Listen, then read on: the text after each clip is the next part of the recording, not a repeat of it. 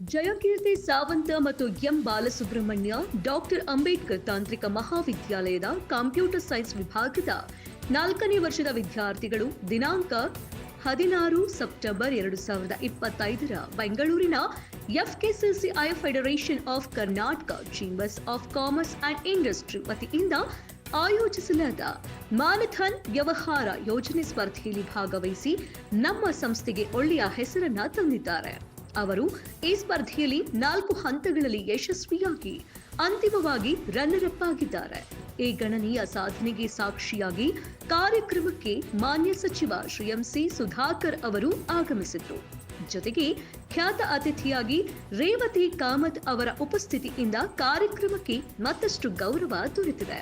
ಈ ಸಾಧನೆ ಕಾಲೇಜಿಗೆ ಮಾತ್ರವಲ್ಲ, ಇಡೀ ವಿದ್ಯಾರ್ಥಿ ಸಮುದಾಯಕ್ಕೆ ಪ್ರೇರಣೆಯಾಗಿದೆ. ಜಯಕೀರ್ತಿ ಹಾಗೂ ಬಾಲಸುಬ್ರಹ್ಮಣ್ಯ ಅವರಿಗೆ ಕಾಲೇಜು ವತಿಯಿಂದ ಆರ್ಥಿಕ ಅಭಿನಂದನೆಗಳು. ಇವರ ಭವಿಷ್ಯ ಇನ್ನಷ್ಟು ಉಜ್ವಲವಾಗಲಿ ಎಂಬುದು ಎಲ್ಲರ ಆಶಯ.